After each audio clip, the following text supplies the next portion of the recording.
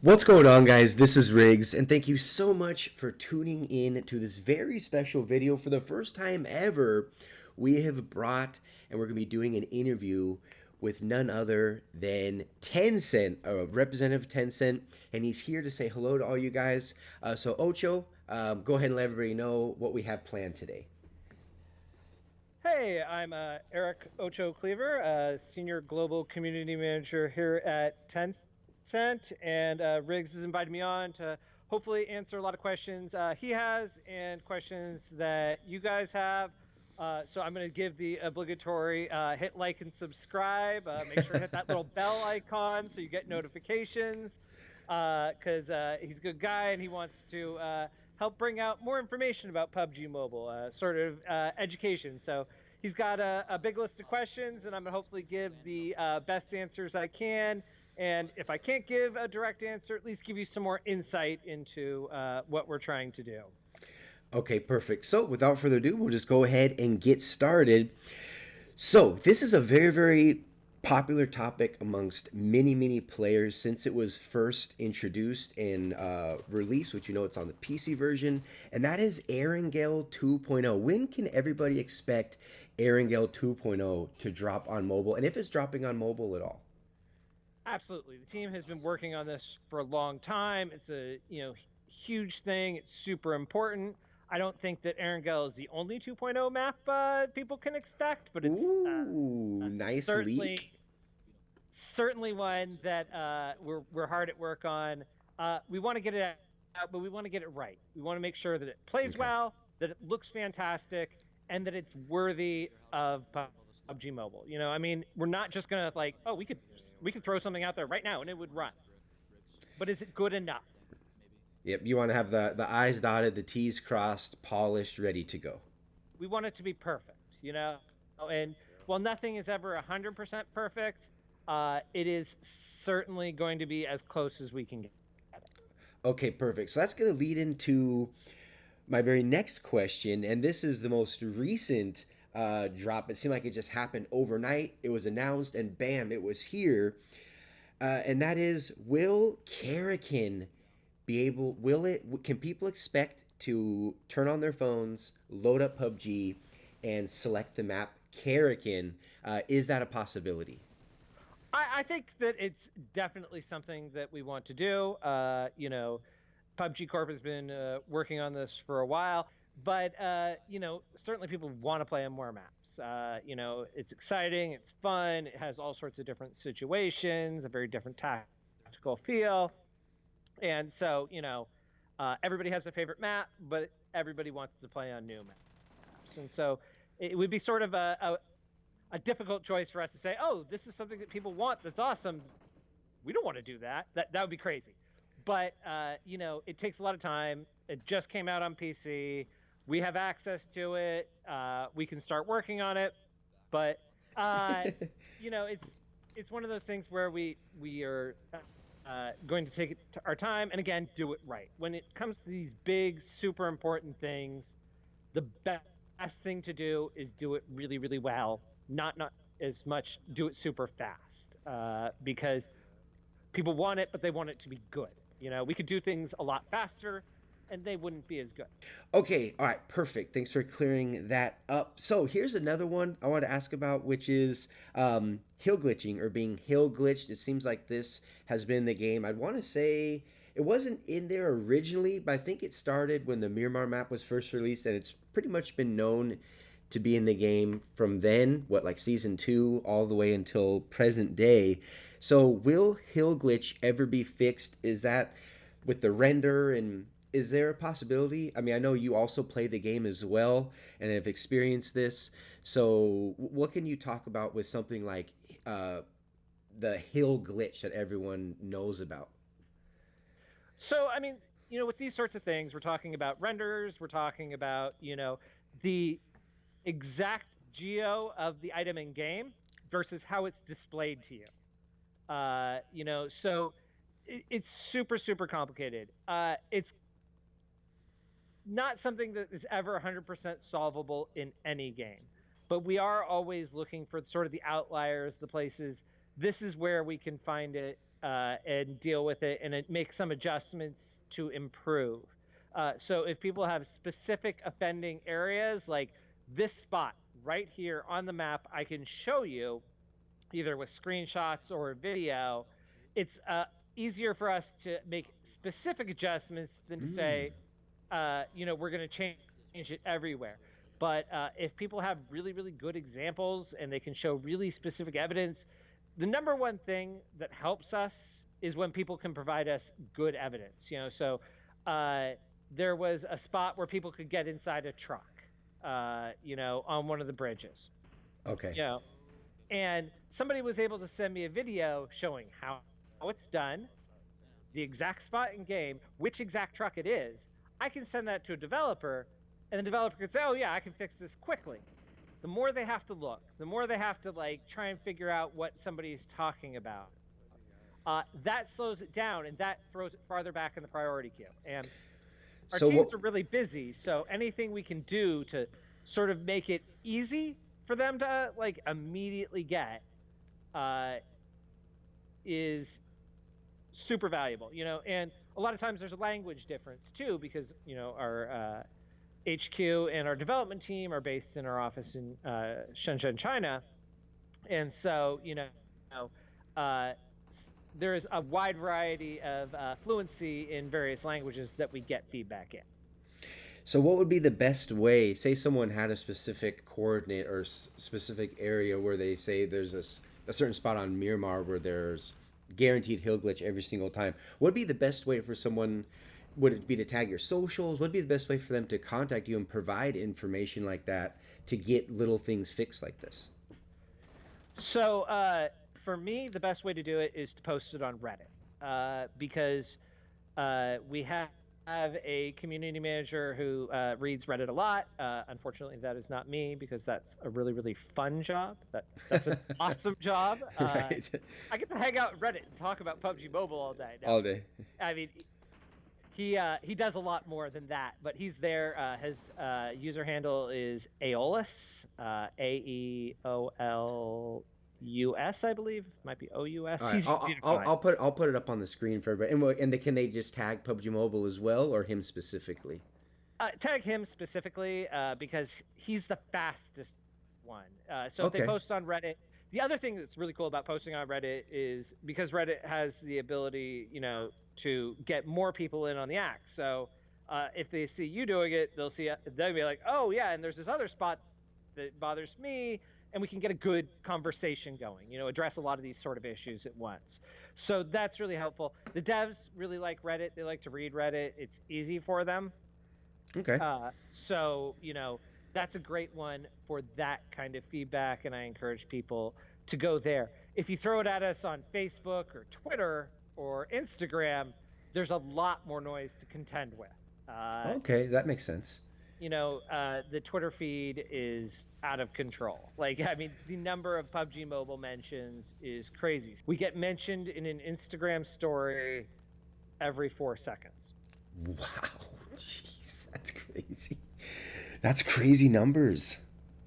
Yeah, so we're doing our best. And that's just the main PUBG Mobile channel. Now, if we go to all the regional channels, some of which are huge,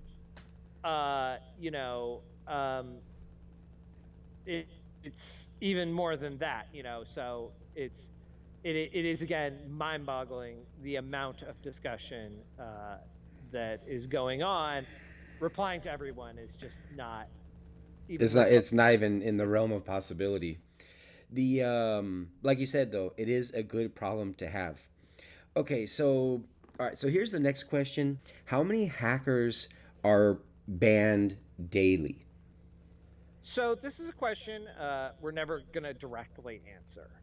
It varies a lot too, and for reasons I'll talk about in a little bit. But the percentage of hackers out of overall players is very, very, very, very, very small. But, again, I'm going to go back to our announced number. We have 50 million people logging in every day. Last month I was doing another meeting with a creator, and literally an hour before we were talking about this subject, the dev team is like, hey, we found a new way that people are cheating, a variation on something that we're already familiar with. Okay. But we found a way to identify it 100%. We're going to roll it out. You know, you're going to see some noise on social. Be ready for it, and be ready to message our players about this topic once we've started the wave. Now, for that 2 weeks, our ban numbers were significantly higher because the people who were using this, who thought they were going to get away with it because they just come up with this new way to try and do something naughty, right? The numbers were much higher. Again, fraction of our percent of players are cheating, but the ones who do impact 99 other players every time they play a game. And so it's really important to get rid of them. When we were doing announcements, daily announcements, we were announcing, I think the lowest number we ever announced was 2,000. The highest number we ever announced was, somewhere in the 7,000-8,000 player range. And that was in a single day? That was a single day? And that was a small portion of what we did in a single day. Oh, wow. Okay, well, that leads me into my next question, which is, like, say I get killed from 350 meters away by a guy that is prone in a building, shoots and kills me, and I hit that report button. Where does that report, like, say I do a report and I type in, I give a brief description of why I believe this person was cheating. Where does that go? Or how does, like, the actual report button itself work? Where you have beyond a reasonable doubt that you truly believe someone's, because there's been times where you just know you've been beat. You just got beat and that was it, you move on. But there's times where you actually spectate, you watch the person. You can even looking at, like you said, their skins, what league they're in, their KD, how they're playing. It seemed like when you report someone where you truly believe, like, say they shot you through a wall or they shot you through the ground or things like that. When someone hits that report button, types in a brief description, is there someone who's on the other end of that reading it? Do they get an X amount? And I know you probably can't say the exact number, but say someone gets a certain amount of reports on the same person, now is more attention going to be sent that person's way where they might follow them a little closely or... Absolutely. Okay. So it goes to two places. The first is in our software. Now, our software never takes reports at face value, right? Okay. But what it will do is maybe pay a little more attention to people who get lots of reports. It's complicated how it works. The software has a whole sort of like suspicion, about different users that it has, and that can be contributed from a ton of different factors.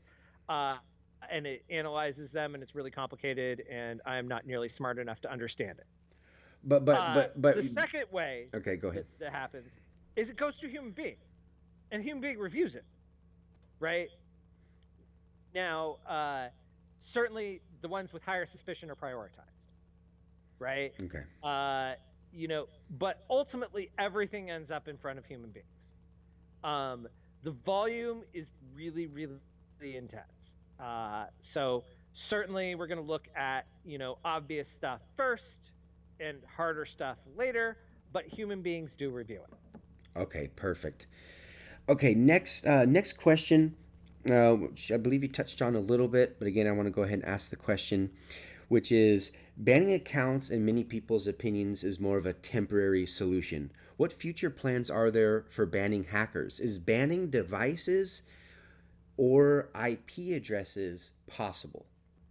Now, we do have a team, and they are working on this sort of thing, and I can't really get into depth on how we're going to be looking at trying to identify people, but our number one guiding principle is we do not want to do harm to our valuable players, right? We have 100 million people logging in every month. We only want to get rid of cheaters, right? Collateral damage is a problem for us.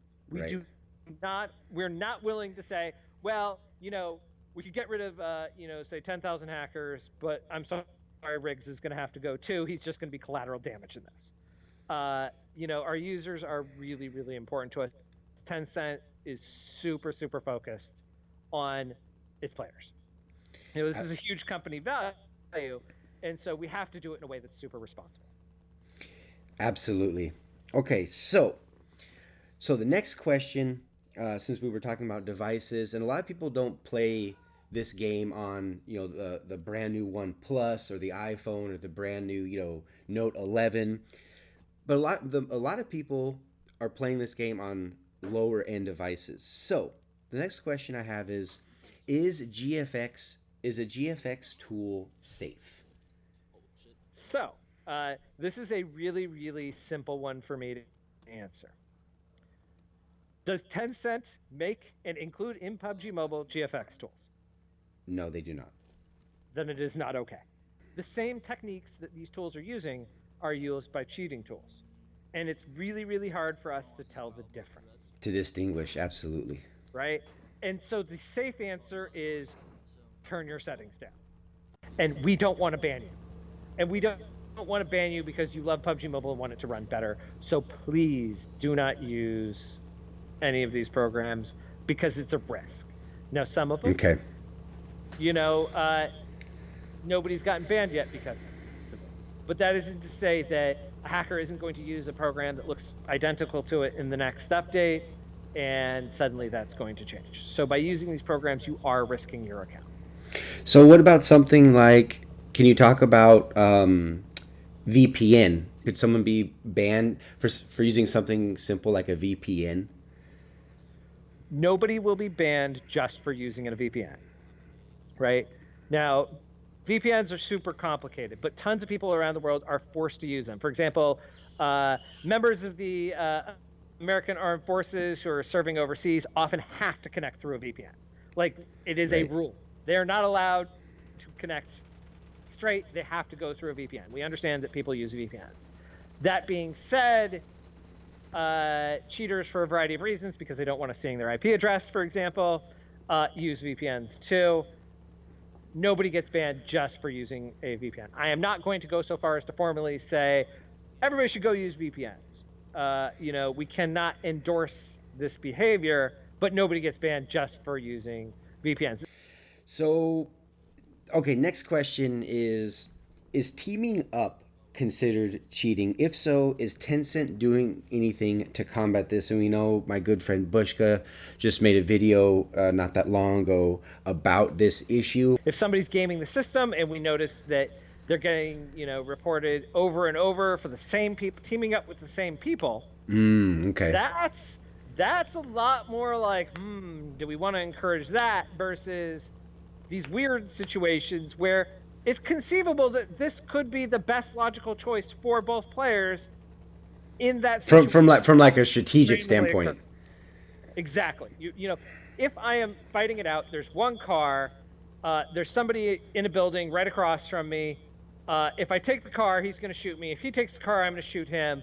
If we shoot the car, we're going to be way out of the zone and we're going to be taking tons of damage. The right choice in that situation might be we both jump in the same car, we agree, and we just split up when we get there. So a big difference between like using like this as a strategy versus those using it to use exploits and people actually doing it to gain a clear, unfair advantage over the opponents. Those are two totally different things that will be looked at differently. So these things which require human interaction are much, much more complicated to deal with, right? They require lots of queries. They require a more senior person. So it's slower. It's harder to deal with, right? And so our first line of defense, because it's impossible, again, to detect this from a systematic way on an individual match level, is gone, and we have to go to the slower processes. Okay, that definitely makes sense. I'm glad that you were able to clear that up. Now, for those that made it to the very end of the video, the last question was like a little bonus surprise question. Are there any little sneak peeks or any insight things that we can look forward to for the 2-year anniversary that you can talk about? So second year anniversary, super exciting. It's eating up way too much of my time right now, doing all the planning. I'm working with our team here to like build out sort of the live stream and what sort of exciting stuff we want to talk about. We're gonna have announcements. You know, everybody's favorite submachine gun that can't take sights might be getting a little change there. I think a little facelift. I think that might probably come in, you know, update 17.0, but we're gonna have to put a red dot in it. Okay. For the moment. Okay. No pun intended. No pun intended at all. That was just a total Freudian slip of the tongue, not Okay. intended. All right. Whoa. It is good times. The 2-year anniversary is a big deal. We want it to be about the players because the players are what makes PUBG Mobile successful. We could design the best game possible, but it is the community which makes it great. So down in the comment section before you click off the video, write any question that you would like to ask Ocho that would possibly be read in a possibly second interview. If we could do this, it'd be like a 100% viewer based. Any questions, comments, or concerns you would like, put those down in the comment section. Ocho, Eric, dude, I cannot thank you enough for doing this interview. The insight, the sneak peeks, the issues you guys are working on. It's incredible what you guys have been able to do with this game. It truly in such a short amount of time. I mean, and not only the sheer amount of downloads, but the amount of lives you've changed, not only from a content creator standpoint for content creators all over the world, but just for a everyday individual playing this game. It truly has changed people's lives and for the better. It's truly amazing. So I mean, you guys, I mean, hats off. It's incredible what you guys have been able to do in such a short amount of time. And speaking of time, I cannot believe you even agreed to this interview and give us your time, as busy as you are.